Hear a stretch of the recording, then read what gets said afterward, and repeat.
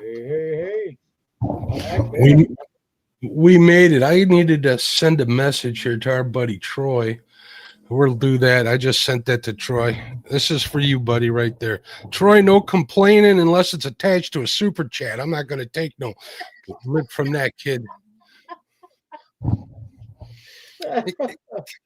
In case you guys are wondering, StreamYard's got a new feature where you can simulcast to vertical and horizontal. So we're trying that out tonight.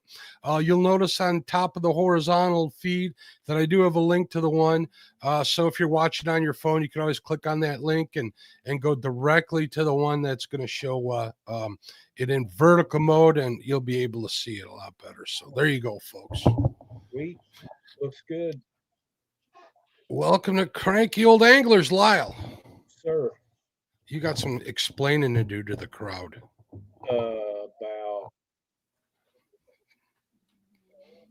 Last week? There you go. Oh, well. I sat here last week, Mark, and was waiting for you to come in so we could visit like we do before we start the show. And there's a basement to these things for the people that don't know, where you can be in there and not be on screen. Backstage. Yeah, on stage. And I didn't put myself in there. I was just sitting there waiting for you to come around, and dozed off and slept through our time to do the show. I was asking, I put polls up about the McRib trying to give you some extra time, bud. I bet you the people in chat were like, what the heck? McRib? What the hell is that all about? You know, you can say McRib all you want to. If I'm going to go to McDonald's, I'm having a fillet of fish. Amen. I'm with you there. I like a fillet of fish. That's pretty much the only thing I like at McDonald's. Well, the fillet of fish and the hash browns in the morning, I got to admit, those are pretty darn good. Well, I kind of like them Egg McMuffins, but, you know, they don't serve them. If they serve them around the clock at all of them, I would probably eat there a little more often. Especially, they used to have them like for 69 cents, and then they was $1. And now they're like $4 or $5 for a freaking Egg McMuffin. It ain't worth that. I saw somebody say that they paid $4 for one of them hash browns. I'm like, you're out of your mind. Yeah, ain't no way. I ain't gonna do that. 2 different chats. Yeah, it's like 2 different shows simultaneously. I just kind of figured that out myself. Thanks for bringing that up, Nubby. But if you guys are in live chat here, yeah, if you're watching on the horizontal, the people on the vertical, they're different chats. We're gonna try it this week. If it turns out to be a problem, if we got too many issues with it, here we go. we'll make a change. Joe, you're off. Thank you, Troy. Troy with the $5 super chat says, there you go, you a-hole. You invited me into a chat the other night with Jody and Troy and another gentleman that I did not know. And I got to tell you, I was editing video and stuff, but I had a great time in there. It was a lot of fun. You guys were. That was Brian B. He was just hiding behind his avatar. So no, the guy was with Troy. Oh, that was his brother. That was Troy's brother. Poor guy. He takes care of that crickety old Troy, and he runs him around, makes him do all sorts of stuff for him. So, hey, that works for me. Yeah, what do you say? There's our buddy Greg. That reminds me. I better say hello to everybody. Thanks again, Trey. Happy birthday to Greg Burgess. Happy birthday, Greg. May you have many more. He's telling me that he's ready to fish in another live. So that was kind of cool to hear him say that. Let me get my list up here. We'll go from one feed to the other. We'll do the best we can. You know, we got 24 watching on each side of the feed, so that's pretty cool to see. All right, we'll start off saying hello to Miss Cindy Stokes. How you doing, Cindy? What's going on? Crappie Day Darren watching on his phone. Dan Oral, what's going on, Dan? Greg Burgess, Heather Stokes. There's James over at Cool Cat Fishing. Nubby the legend himself. Catfishing. What's up, Nubby? How you doing? Oh man, you should see some of his saltwater fishing stuff. Pretty cool stuff. I watch that on TikTok when he puts it out there. There's Paul Boyd. There's our buddy Troy from Real and Virtual Outdoors. Schmieder of the Cedars is here as well. Over on the other side, we got Heather Stokes. Nubby's on there too, and Chrissy Brown's watching on there. If we missed you, we'll definitely shout you out during the show. There's Greg Burgess. What's going on, Greg? He seems to be watching on his phone as well.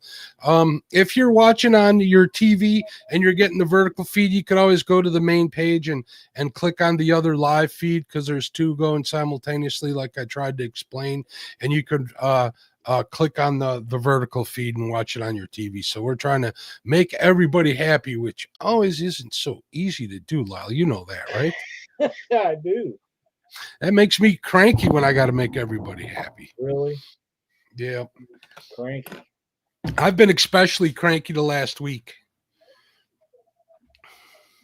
Quit smoking again. 8 days now. Good for you. Good for you. You know, when I hit 7 days, one official week, I wanted to celebrate with a cigarette, but my wife threatened to kill me in my sleep, so I did not do that. I understand. So Thanksgiving's coming up, Lyle. Yes. You got any big plans for Thanksgiving? Well, we're going to have the day before Thanksgiving show next week, so we'll talk a little later about what we might have planned for that. Yeah. I don't have any plans. Don't make plans.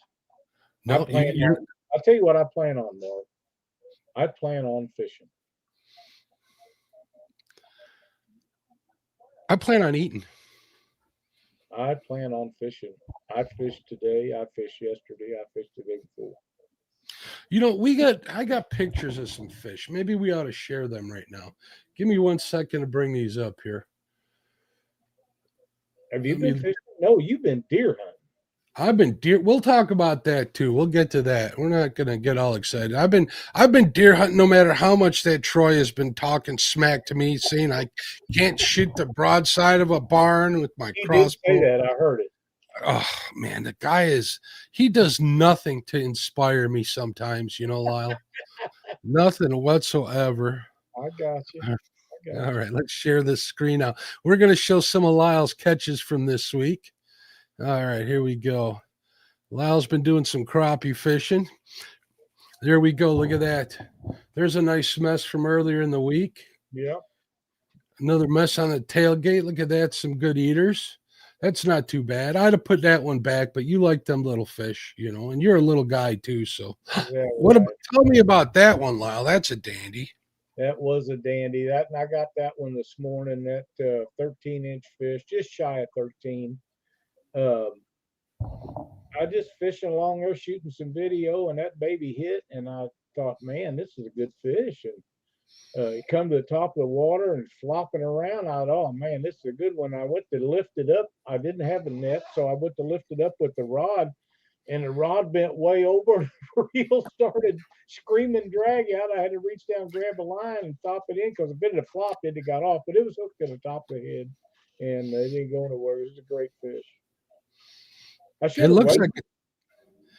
looks like a good net for sure. Yeah, it is. It was a great fish. It's the best one I've caught in a few weeks. So I was pretty taken with it. That's one of the hardest fighting fish, crappie, that I ever caught. I mean, that baby put up a battle. Look at what Chrissy says. That fish is almost as big as Lyle. That's a giant. I consider that anything over 10, 12 inches is a big fish. So when I caught that 15 1/4, that was a stud, but it didn't fight as hard as this one did. There's another basket.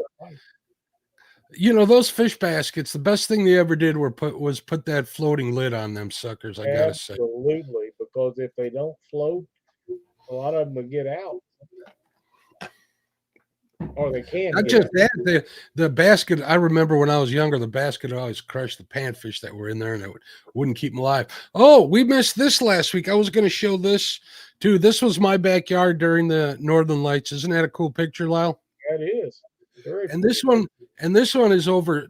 Troy sent me. Well, I drove by Troy's house, and this picture was over his house.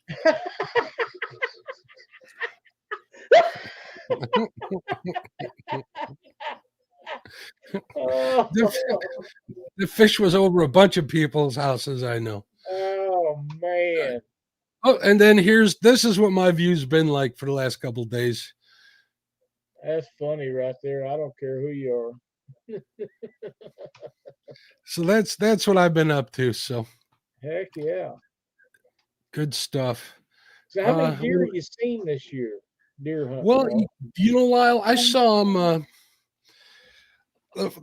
All right, I've been out like 3 times. The first 2 times I saw like 4 the first time and like 7 the second time, but they're way too far away for me to take a poke at them. They're like, through the rangefinder, they were 250, 275 yards away. So with a crossbow, that's that's pretty far to take a poke at them. Look at that, Troy enjoying himself there. So I didn't get a chance to take a shot at him. So I've moved the blind twice. This time goes pretty good. I haven't been able to go out there for the last couple of days. So maybe that'll give him time to get used to where I moved it to. I got it tucked in between some briars and stuff, and they come home wearing like half of them, but that's okay. That's the cost that's right. That's the cost of playing, doing business. And I went shopping without you yesterday, actually, Lyle. I'm very disappointed in that. I went over to Muddy, I believe it's called GoMuddy.com, and I bought a couple of cellular trail cams. So we'll be able to keep an eye on that spot the whole time. So once they get here, I'm looking forward to that. Sounds good. What's up, Norman? How you doing? I want to say hello to Buggy too. I saw Bugman22 come in. Who else did I see come in here? I saw Butterflies and Sunshine. How you doing, Butterflies and Sunshine? Thank you guys for tuning in. Let's see what Greg has to say. It says, Lyle and Mark, I want to thank everyone for the birthday wishes and the prayers for my surgery. I am doing great. I'm happy to hear that, Greg. That is good news. That's good news. And there's Norman Mountain. How you doing, Norman? What's going on? Thanks for coming in. If you guys are watching on your phone and you haven't subscribed to the show, please do so. Hit that subscribe button. And we appreciate it if you could hit that thumbs up, double tap your screens. That would be great, too. Hey, Lisa, what's going on, Lisa? How you doing, dear? Lisa, I did not do that. Lisa says, I see Lyle learned how to start the live this week. It's good they're giving you all the grief this time instead of me. Well, if it's got to be one of us, I'd much rather be you than me. And there's Catfish with us. What's going on? Hopefully you're feeling better too. He had some health issues not too long ago. Been there, done that. So I know you're going. Yeah, I'm hoping they get to where they get out and do some fishing, but they may. I don't know. I guess they fish in wintertime. I think everybody does. Unless the water's froze, the fish will still bite. I'm just saying. I'm going to bring that up too. All I see around here is everybody's getting all antsy for ice fishing, Lyle. Screw that. They are getting excited here and north of here. That's all I'm seeing. There's certain YouTube creators out there that live up in Canada. They're already on the ice. Holy smokes. But they're way, way up there. So that's pretty crazy. I don't think I'd want to be doing that at all. Yeah, I ain't doing that. Our buddy James, he keeps saying he's going to get me out ice fishing this year, and I told him the only way I'm going to ice fish is if he drills a hole next to the dock where I can stand on it and fish through the hole. Well, there's nothing wrong with that, and I might even try that on the river here. So I don't know. We'll see. I still have my auger, my electric auger. So only thing I don't have is the electronics, but that doesn't mean I can't poke a hole in next to a couple of docks over on the river and give it a shot. So we'll see. I know that JT over at Port Barrington Marine are my sponsor. He already pulled the dock. Well, listen to this. He's a great guy. He usually pulls the dock every year, and he usually pulls it right out of the river, right? What he did this year is he pulled it right next to the bank. So if I still wanted to launch, I could, and I could just dock my boat up right next to that dock on the bank. So thank you, JT, if you're listening, for doing that. We definitely appreciate the few of us that still get out there and fish. So that's pretty cool. Gracie Brown says, I'll watch the ice fishing from the comfort of my warm and cozy home. I agree 100%. Ice fishing, Illinois, I'll watch from the one from my living room. Yep. And whoop. What happened? Oh, Chris says, ice fishing is for people that hate life. Done it twice in Canada, never again. Yeah, I ain't doing it. We've talked about this many, many times. When that ice cracks, that's a pucker factor for me. I don't want no part of it. And it's gonna crack. It just is. If it's cracking and making noise, that means it's growing. We've had this conversation year after year, but you don't believe me. Oh, you know, maybe I don't care. I ain't getting out on it, taking the chance. Let's, we're going to talk. Hold on a second right here. Butterfly and Sunshine says they're doing a pop-up live tomorrow, I guess, on Fish on Ed Evans' channel. Practice putting up the new ice shelter in the backyard. There you go. Check that out. There you go. Jump all over. In the backyard would be one thing, but out on the water or something else. Some of the good things about ice fishing, Lyle, you don't need a cooler for your beverages. No, I'm sure that's right. And you got a heater, so you don't really even need to wear a jacket if you're inside a shanty. Mm-hmm. You don't need a boat. So you're saving money on gas. Right? Okay. Access to areas you don't normally have access to. Not interested. What did Norman say? Norman says, I catch ice out of my sweet tea, Tennessee version of ice fishing. There you go. Makes sense to me.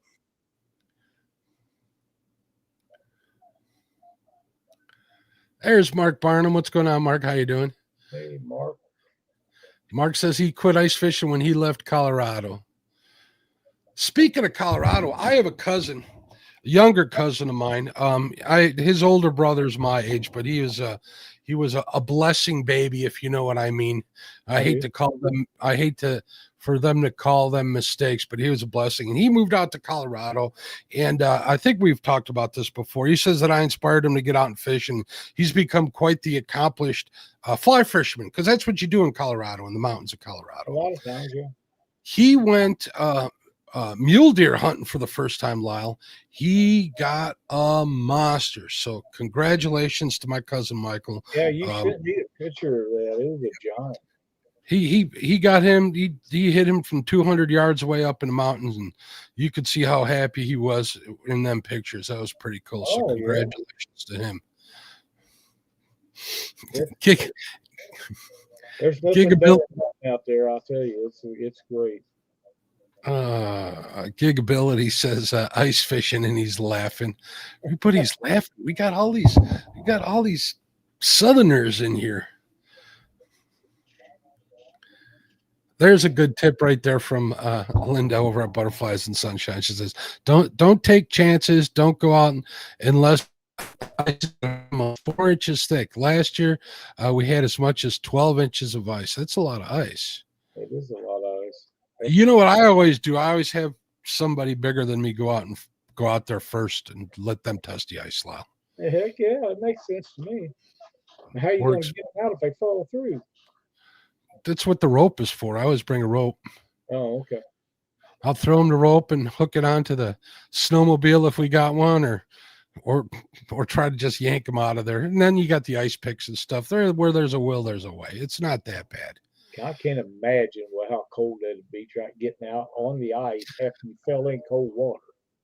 Well, that being said, I do have another friend of mine that I fish with quite a bit, Tony. He's fallen through the ice one time, and he's never been ice fishing again. I think that was like 10 years ago. So, Brian B., thank you so much for the vote of confidence there, big guy. Yeah, that's going to go. I made a rule for Troy, Brian, and rule goes for you too. We're not reading your complaints unless they're attached to a super chat, my friend. And I get nothing out of this deal, Lyle. This is Lyle's channel.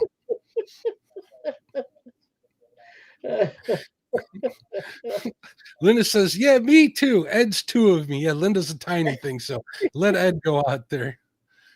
Hey, there's Rhonda from Fishing with Whiskers. She isn't going out there either. Yeah, makes sense to me. Sounds like a bunch of smart folks. Gig says Mark's got some snowmobile wreck to fish on top of. Yeah, that would be nice. Didn't you used to have a snowmobile? No, I had a side-by-side. I got rid of that a while ago. Yeah. That would have been nice. So some of them deals some guys have, they got set up, they got, heaters on them. They got the electronics mounted on the inside. All they got to do is drop the transducer on top of the ice because, them transducers work on top of clear ice. You pour a little water down first. Right. Works really well. So they got the good setups. We were talking to Brian Browsdale back. We had a show with him a good long time ago. Yeah. And he's a guide up in Minnesota, and he is a Suburban with tracks that they fish right out of. He's got holes cut in the floorboards of that with tubes he drops in there. You never got to get out of the truck when you're fishing that. I got to tell you, I got to watching videos last year or the year before about ice fishing. These guys got trailers they pull out that's got sleeping quarters and cooking and everything in them and holes in the floor of them. If I was going to do it, that's how I would want to do it. You drive I ain't driving my truck out on the ice, but these guys would drive their truck right up to these campers and they'd stay in there and fish for 2 or 3 days and then get in their truck and drive off. And no. But if I was going to do it, that's how I'd want to do it. Up in northern Minnesota, I believe, there is a bar. Hold on, we'll get to it. There is a bar in one of those ice castles, they're called, where you can sit at the bar and turn your stool around and you can fish right where you're drinking. Yeah, that'd be okay. Yeah, we talked about going up there a few years ago.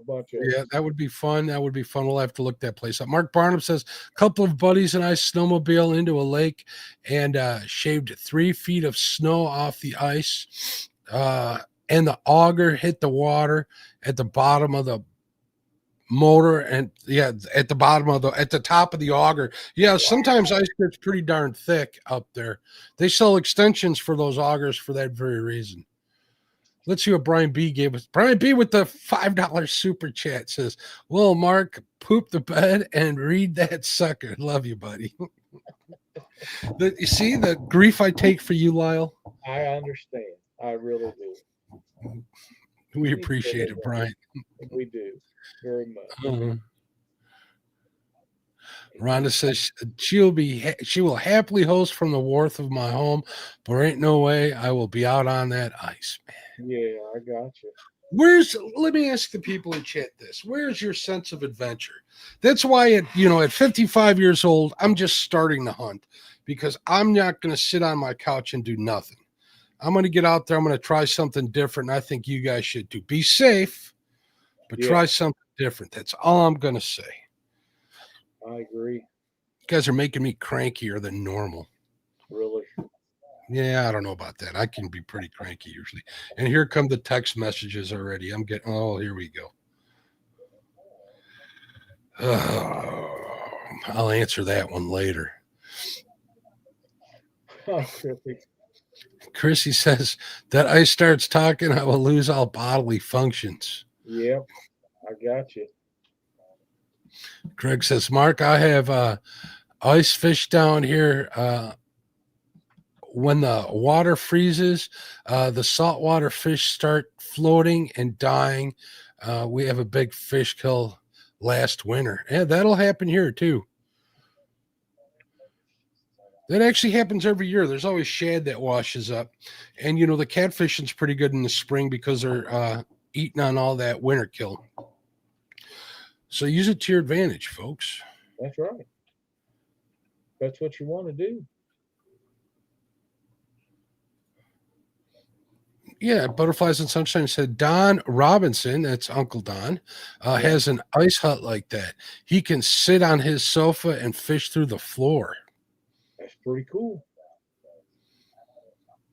It really is. I watched some videos, and some of them things are amazing.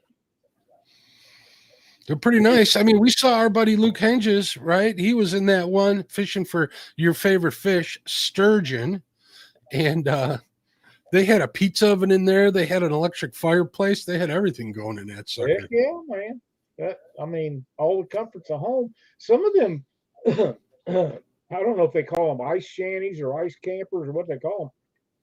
Some of them cost as much as a good house. I mean, they're pretty damn fancy. Well, they're technically an RV with hydraulics. Exactly. And a hole in the floor, a couple of holes in the floor. Couple holes in the floor. They actually lower down right onto the ice, and them guys, they move them quite often. You can rent one of them too with a guide. They'll find the fish for you and park that sucker over them. You go out there and rent it for a few $100 a night, and I don't know, it seems like it'd be pretty good. They bring everything out to you. They bring propane out. They bring your bait out to you. It doesn't sound like a bad deal. With ice like that, I think having somebody bring your bait would be very handy. Because how are you going to get bait if it's water's frozen? Well, they use minnows for the most part up there during that time of year. They're just fishing for little fish. Hell, I'd want to catch catfish or something. You can catch catfish. You just use some cut bait. Just bring that with you. Blues bite. Of course, there ain't no blues up there probably, but channel cat. There's lots of channel cats. You know, I've caught plenty of channel cats through the ice, and it's always fun to catch them. They taste pretty good out of cold water, nonetheless. So can't complain there. Chrissy says my sense of adventure was driving all the way to Wisconsin. That was a fun time. And getting on a boat with Jerry H. and passing out on his deck. Oh my goodness. I don't remember you passing out. No, but I remember her and Ernie being on his boat. That I do remember. If you guys come up next year, Chrissy, you can get on my boat. No doubt whatsoever. We'll get you and Ernie and Jerry out there. We'll have a good time. Linda says, try it. You'll like it. I hate the cold, but love ice fishing. There you go. Uh-oh. Troy sent us a Facebook message. Let me check that. Okay. Yeah, I haven't seen anything. Yeah, he sent it to me. I'm not showing that, Troy.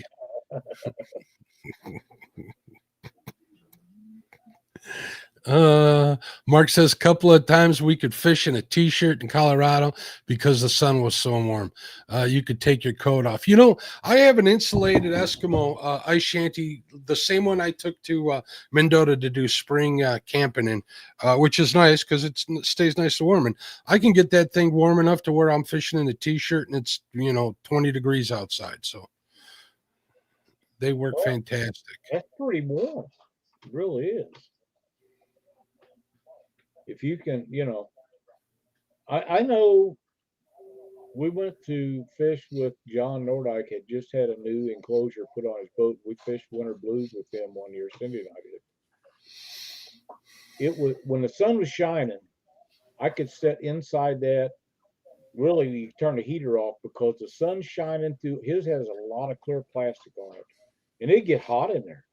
I'd have to crack the zipper open on it to get air because it'd just be so hot. And it was very comfortable. So I guess it didn't take much. You're only heating a little space, so a Mr. Heater or something like that probably warm one of them right up.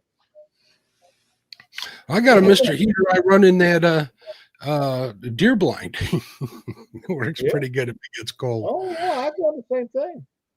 Mm-hmm. I have a 2-burner one that mounts big burners, 2 of them side by side, mounts to the top of the propane 30-gallon propane tank.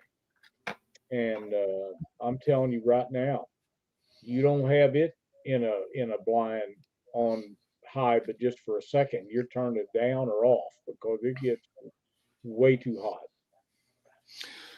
I think, how I always complain about it kind of being cold out. My hand's always getting real cold, and that pretty much stops me from fishing. I finally broke down and I bought one of those, I guess you would call it a hand muff. I don't know. Take it for what it's worth, folks. People are going to take that the wrong way, but that's what they're called. And they're battery powered, and they got a little heating element in there with a USB power pack, and they seem to work to keep my hands nice and warm. So I'll be doing a little more fishing. The perch are starting to come in here into the big, down here in Chicago. So we might get out there and do a trip or two. So I'll tell you when my hands get cold, it's cleaning fish. Yep. Well, you can always do that in your kitchen too. So. Well, I clean them out there so I don't have to mess at home. But they had pumps, manual pumps, like the old time pumps. They had those at the dock where you clean your fish, but they took them out. And I'm trying to figure out why, because them things never froze up. The old timers used them year round. The water drains back down though. Why they take them out is beyond me. That's the dumbest shit I ever heard of, but they did. So, but they have an outside hydrant that 2 of them, because that has free camping up there, and they had disposal for people in campers and stuff to drain out their campers, and they have wash hydrants there, 2 of them, and I just go over there, and if the hose is hooked up to it, I just unscrew the hose and wash my knife off and my hands off, and I carry bar soap. And if you'll read on like Coast and Zest, I don't remember what other brands, those have stuff in there that does not hurt the water. They're eco-friendly soaps, and you can wash your hands, get the smell off of you. It's deodorant soap, sort of, so it kind of keeps you from getting it all over your vehicle and everything. And I do that every day that I fish. So. Yeah, Ivory soap works good for that. You could pretty much take a bar of Ivory soap into a river with you and take a bath if you had to, and it wouldn't hurt anything. That's what they say about Zest and Coast, and there's a few others. Ivory Ivory's one of the big things, been around for God, I don't know. But I was specifically looking for something like that would actually take the smell off of your hands and be eco-friendly, because of some of these places where they have those pumps, that's going to drain back down into the lake, and if it's not going to be friendly to the water system, I wouldn't have used it. But it says right on it that it is, right on the box, and I keep the box in case I get questioned about that. I just slip this bar back inside the box and put it in a Ziploc bag. And if anybody says, well, you shouldn't be dumping that soap in here, I said, looky here, it says right on it. So also, remember back in the day when they had that Exxon Valdez and they were washing all those birds in Dawn dishwashing? I guess that would really not do any damage either, but I would read into it. I bet you it would work too. Greg has a comment, so I can get caught up here, Lyle. It says, Mark, when that happens, when he's talking about the ice kill that happens down there, Warren's just let them net the fish because they're going to die anyway. So yeah, that makes sense. Why let them go to waste? So that's right. Oh, I wanted to bring this up too in case Jody's watching in the background. Butterflies and Sunshine brought up, Brian, did you steal Jody's recipe for mashed potato bread? Oh my God. What is mashed potato bread? We got to bring this up since Thanksgiving coming. Jody's doing some Thanksgiving cooking videos, right? Jody is? She really did. She's done 2. She's done 2 so far. The first one was she took instant potatoes and balled them up like the size of maybe, I don't know, a racquetball, I'm guessing, right? It's hard to guess how big they were from the short that she posted. And she put margarine in the middle of it and closed them off and put them on a plate and said, boom, there you go. There's a side dish for Thanksgiving, Lyle. And what did you call those? Jody balls. I don't know. Jody's potato balls. I don't know. If you guys got a better name for Jody's balls in chat, I'd love to hear. Yeah, absolutely. And then she made a second video where she took one of those potato balls, right? and smashed it onto a piece of white bread, smeared more margarine all over the top of it. You got to go to her channel and watch. And then microwaved it. That's how I like to eat brownies, with a half a pound of butter on them. Well, no, there's a difference between butter and margarine. And cinnamon rolls. Cinnamon rolls, you need butter too. Yeah. Or even like a Danish or something, a pecan Danish. My wife will put butter on there. She got me eating them like that. But yeah, that's good. Pecan Danish, they're really good. Hey, there's a Benoit ladies that made it in.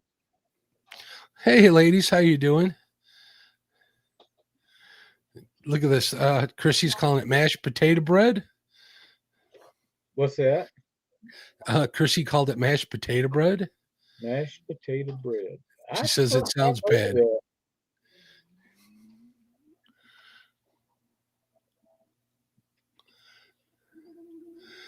Mark Barnum says Colorado, most of the time, there's a layer of slush under the snow. So we could make a live well on the ice and keep the trout alive till we went home. Yeah, we would do that too, Mark. We would drill like a hole with our augers, a bunch of them, and connect them half the depth of the ice, and we would use that for a live well. We used to do stuff like that as well. If there's slush under an ice, though, it can make it really dangerous. You got to be careful, unless you got feed ice. Them guys still use them railroad picks or them things to check the ice, the thickness. They're called spud bars. They're railroad bars. I don't know what you call them, but my buddy Jack, he used to have hundreds of them things. He worked for a railroad for 100 years, and it's kind of like the big old chains that they use to pull them cars around when they don't have everything hooked up. I was over at his house one night. He said, "You need a chain," and I said, "Yeah, why? I always use a chain around the garage." He said, "Well, how about this one?" And I seen that thing that's like 76,000 tensile strength on the tag on it. And I said, "How many of them you got?" He said, "Well, I'm not done getting them." I said, "What do you mean?" He said, "I told the guy that distributes them just to throw me out one." He said, "How many?" "One." He said, "Just throw me out one a night until I tell you to quit." I used to have a couple of them. My God, you could pull cars with them and it never take the bow out of them. They was mean. I got to add something to that. They're called spud bars, right? And right. You put them out in front of you and you poke the ice like 3 times. If it doesn't go through, they weigh like 15 to 20 pounds. Yeah, they're pretty heavy. And if they don't go through, it's usually pretty safe for you, right? Well, right. There's a little string on the end of it, a loop. You want to put that around your wrist, so if it does go through, you still got your spud bar. Ask me how I know. Ask me how I know. One, didn't you? How many did you lose is the question. Just once. That's all. Usually I learn one time. I'll tell you what I used them for. Put motors in cars. Back in the day, we used to put motors in cars that wasn't supposed to be in them, and you'd have to pry and bend and beat and bang stuff around to get them big blocks in where a small motor would bend. You just take that thing and you can move things around and make them fit real easy with one of those spud bars. They're pretty, you need them out there, but I'll tell you what, having that extra 15 to 20 pounds on your sled is not a good thing. We did say hello to Benoit Fishing Outdoors. I say, who are these cranky anglers? Well, it's us. Yeah, we finally named the show, rightfully so. Norman Mountain says a disposable hand warmer in a shirt pocket near your heart really helps with keeping your core warm. They do 100%. I got a box of them here that I've had for like 2 years. I bought them on sale at the end of the year, and they're the body warmers by the hand warmer company. I forget who makes them. I can't see that far away. It's kind of tucked in behind some other stuff, but they have adhesive on the back of them that you could stick to your body or to your shirt. So, and I even seen our buddy Luke Nichols from Outdoor Boys. You see, he started putting videos out again, Lyle. He I uses see those that. on his sons, but he's putting videos out. I guess he didn't retire, huh? Well, he said he was going to, but things happen. They I do. think that from my understanding, and I don't know this because I haven't talked to Luke in several years, but I understand that he was getting a lot of grief over the kids, and you can't have that. You just can't have it. Yeah, that's why his comments are always turned off on his videos. I believe he just doesn't put up with it, understandably so. So Yeah, I would do the same thing. I would do the very same thing. Butterflies and Sunshine said they work similar in a heated vest. Yeah, those are pretty nice. They got them out there too now, just like those hand warmers. Or like Brian. I put a coat on 1 or 2 days last week that I fished, and when it was down to the high 30s, low 40s, it was actually 30, like 31 one morning I went out. But like today, it wasn't that bad. The wind wasn't blowing, and I put a sweatshirt on. That was it. So. Yeah, it was last 2 times I was in the blind. It was like 48, 50 degrees, and I was in there in the hoodie, and I was fine. Just as long as I'm out of the wind isn't too bad. Yeah. If you're catching fish, you don't even notice it. The only thing that really gets cold on me is my hands. But you can't. You got to either have thin gloves or no gloves because you're constantly taking off fish or changing baits, and you got to take your hands in and out of them gloves all. You might as well leave the damn things off. You know what I mean? Mm-hmm. So it just works out for me to do it that way. But I have to say they do feel good sometimes. And on a windy day, I like a hoodie to keep it from blowing in my ear because I don't like earaches. One thing I learned is that a hoodie's nice even in the blind, but it does hinder your ability to hear when you're trying to listen for things. So. And they can your vision when you turn your head, sometimes they don't turn with your head, and it will alter your vision. So I like a Carhartt coat or something, and not zip or tie down the hood on it, and that works for me because it stays away from you. It knocks the wind out kind of, but it stays away from you where you kind of move around. Not when I was hunting, that's how I've done it. And flip that collar up too. That helps keep the Yeah. wind off your I always hunted in bibs and a jacket, and I'd leave the jacket open, and I'd stick my hands between the bibs and my shirt. My hands never got cold. Yeah, that's what you do when you're ice fishing with the bibs. You always got them up here, and between the bibs, your hands, you got to keep them warm for the most part. But the problem is, once your hands get cold, you're pretty much chilling your core out too. So you got to keep that in mind. The other thing that gets cold on me is my hands and my feet. But Cindy got me a pair of, I don't know what kind of boots they are, and I know where she got them, but they had like 3 different types of liners that went in them, and one of them was big old 2,000 grams of thinsulate. My feet never got cold. They never got cold. They just, and if it wasn't butt raping cold, then you used a lighter one, and if it was, they had 3 different thicknesses, and there's a felt ones. They was really, really. Yeah, I just couldn't hardly wear them, even when it was really brutally cold. I could hardly wear them. They was just too hot.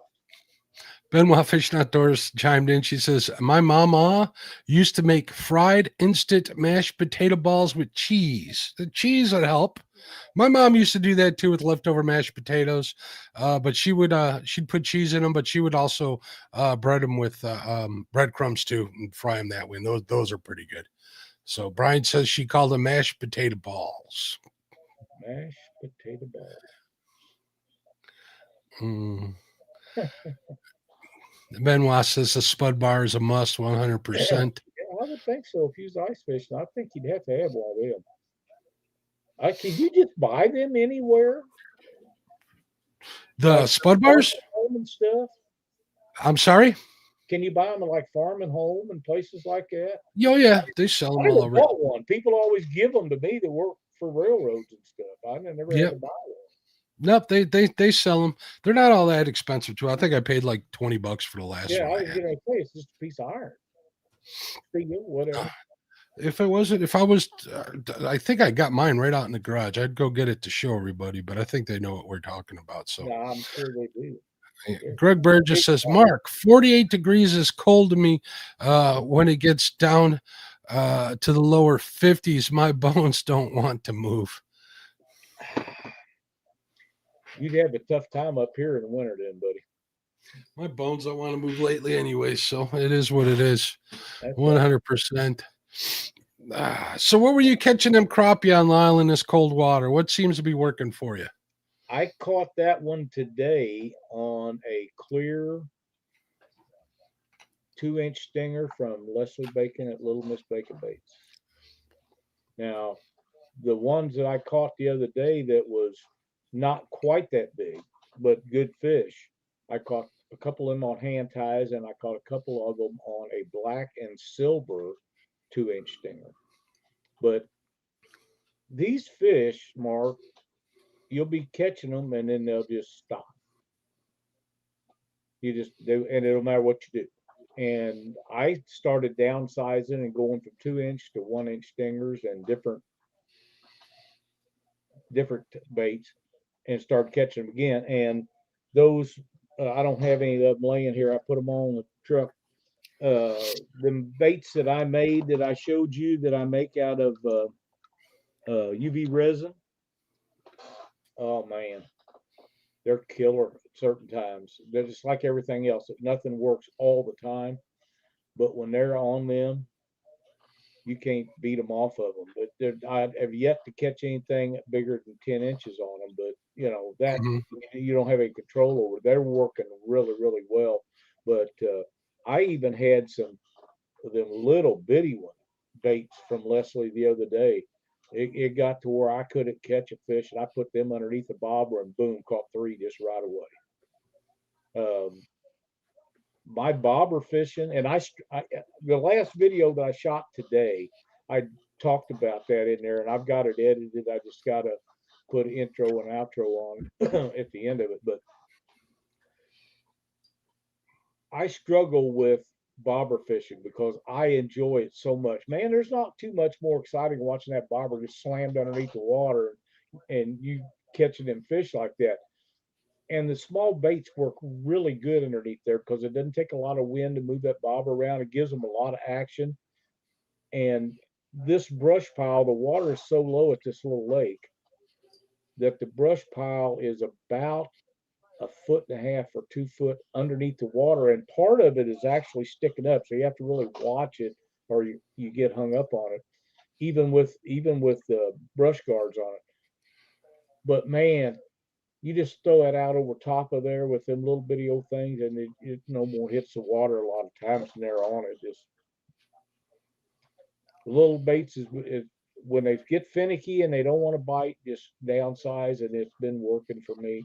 But it seems to me like, Mark, about between 9:30 and 11, they just stop. And I don't care what you throw, you're catching them. They just won't do anything. And I don't know if they're moving or if they're just done. But I've got some shots on video coming up for people to watch where these crappie will run up there and they'll lunge at these baits and they flash you and they hit the bait, but they don't get it. And I've got 2 or 3 shots of that where you could actually see them flashing, hitting the bait, and not hooking up. Are you sure they're crappie though? Yeah, absolutely. You are okay, because a lot of times like big shiners will do that around these parts too. They'll hit your bait and they can't get it in their mouth, but you'll definitely see the flash. So well, these guys a lot of times they'll hit it and spit it out. Yeah. But yeah, the brush pile, the dock point is here, and the brush pile starts out here and it V's in to this dock. So there's a percentage of the brush piles right underneath of me. And every once in a while, you'll hit them. I'll just cast out 3 or 4 feet and let it pendulum down right in front of that corner of that dock, and boom, you'll catch 3 or 4 of them, then they'll quit. You wait for them to move back in there and do it again. So, You had mentioned something that kind of reminded me of what I like to do. You had mentioned that brush pile sometimes is sticking out the top of the water, right? yeah. I'll look for stuff like that. There's been countless times where I've seen just a little stick sticking right up, straight out of the water, Yep. and I'll cast, 20 feet away from it, 10 feet away from it, nothing.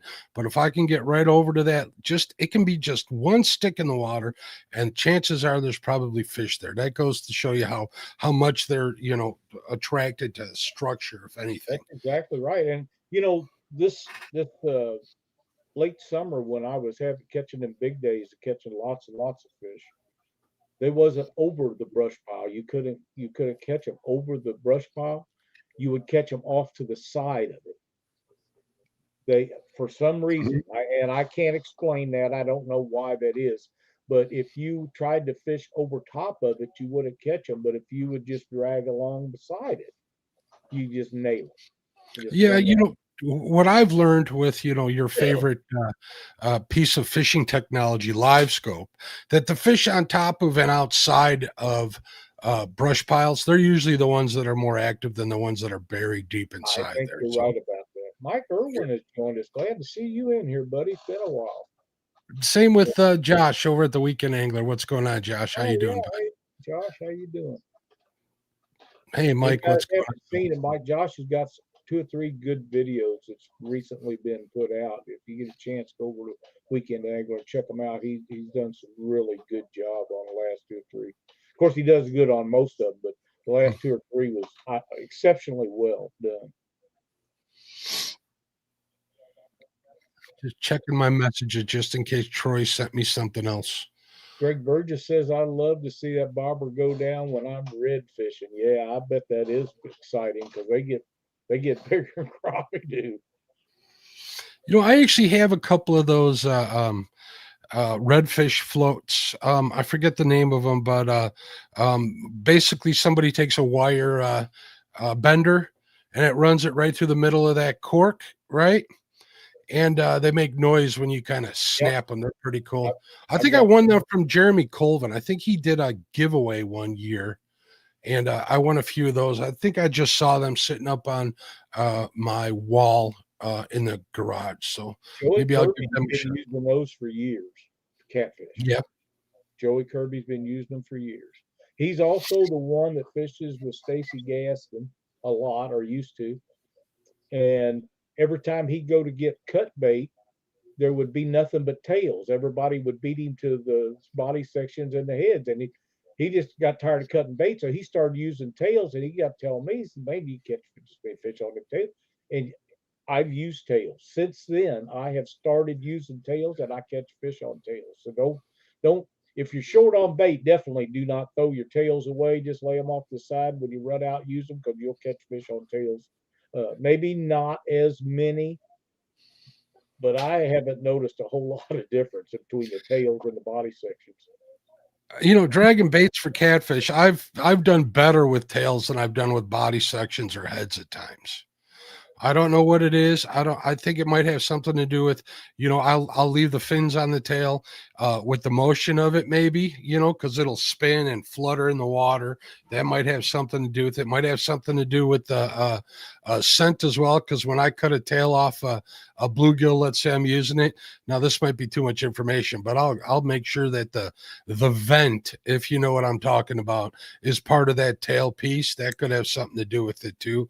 I don't know, but yeah, I've never not used the tail piece. So I'll tell you, I was always told that fish eat other fish head first because the scales will go against them if they're trying to swallow them, and blah blah blah. All the reasons why they take them head first. But I'm telling you right now, they don't all do that. They'll take them from the tail. Crappie definitely will, and catfish will too. They will take them from the behind instead of head first. They'll take them from tail first and eat them. They may prefer to do it the other way, but they don't always do it. They are opportunists. and whatever's available, they're going to grab if they want to snack. Yeah, I agree with you 100%. I mean, a predator is going to take advantage of any situation. If they're going to sneak up behind something, they're going to take it from the tail. A lot of it is like crappie and bass and catfish. They don't nibble at bait like a bluegill does. A bluegill go up there and mouth around on it sometimes before it takes it. These open their mouth and they inhale and they suck it in. So how are they going to know what to, and they can get it sideways? It don't make any difference. Just take it. Well, I've seen, bluegill, when they're, especially when I had the underwater camera, when I was ice fishing a lot, definitely bluegill would inhale them baits just as much, but yeah, they'll nibble on the end of it too if it's kind of being picky on how it's eaten. So Josh says, don't be afraid to try tail sections. I was fishing Baldwin with Parker a few years ago, wasn't getting bit, switched to tail section and couldn't keep the fish off the hook. When he said Jerry Parker and tail, I had something else altogether come to my mind. Maybe it's because Parker's name was involved. I don't know. Brian B., thank you so much. I'll let you read that, Lyle. Lyle, you can talk to Santa. I know you got direct connections. Not going to say too much about that, but Mark needs a case of hand warmers and Chad needs new bras. That joker has lost a lot of weight. Brian, I'm quite proud of Chad. He's lost a lot of weight and he's down quite a bit, and we're very proud of what he's done. That's a huge accomplishment. For anybody that's ever tried to lose weight, you'll understand. And the people that don't have to worry about that, they'll never know. Thank you, Brian, and congratulations, Chad. That is a pretty big accomplishment. So. It is. It's huge. It's huge. And if anybody hasn't seen it, there's a video out with Chad and Dee in it, and they're meeting their bait dealer, and they're jumping up and down.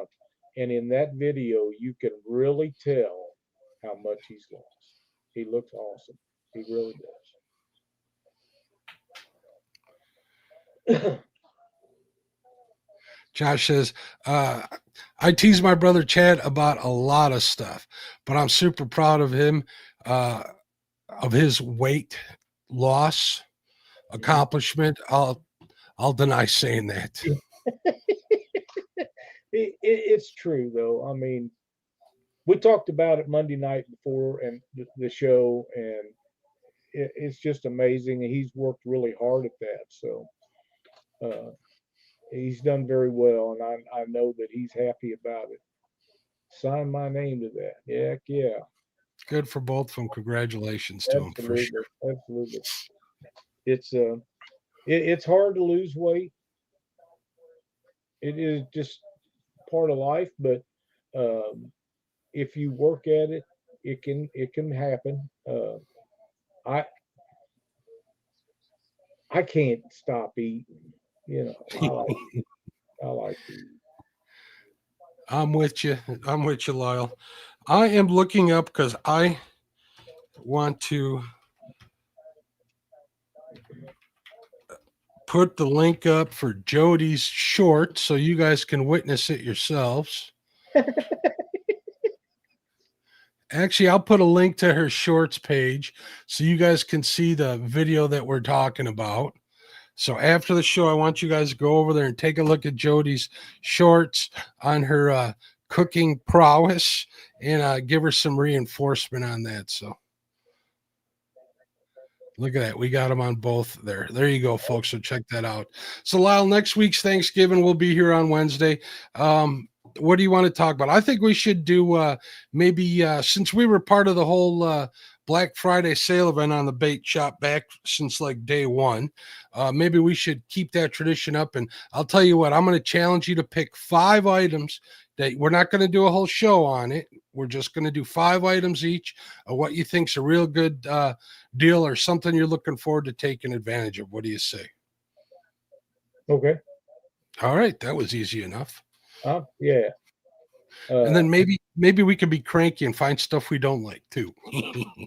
You never know. Hmm.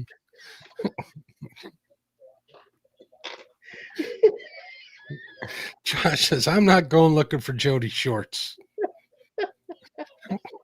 I kind of feel the same way. So, you got anything else for the good folks out there listening, Lyle? I hope you guys like what we're doing. We're not going to just strictly talk about panfish, although right now I really love it, catching crappie and bluegill and stuff like that. But we're just going to have fun with this. And we're going to talk about marks, deer hunting, and we're going to talk about catching crappie, and we're going to talk about catching bluegill. And if the subject of catfish comes up, we're going to talk about that. Or if Greg Burgess wants to tell us about catching those redfish, we'll do that, because that sounds like a lot of fun too. And this will be the last one of the night. Josh says, y'all be good. It's the season that Lyle is making the list and checking it twice. And there's Joe Buck. We didn't say hello to Joe Buck. I want to make sure we shout him out. Thanks for supporting the channel for so long, Joe. It's always good. That's right. You're a prize, and we think the world of you. So thanks for coming in tonight. And so you're here every week. So. You know, I got something I might run by after the show. I just had an idea. Everybody, have a great week. Get ready for Thanksgiving. Make arrangements to spend time with breaking bread with the people that matter to you. All right. Anything else, Lyle? Nope. Thanks everybody for watching. We'll see you next week. Bye, everybody.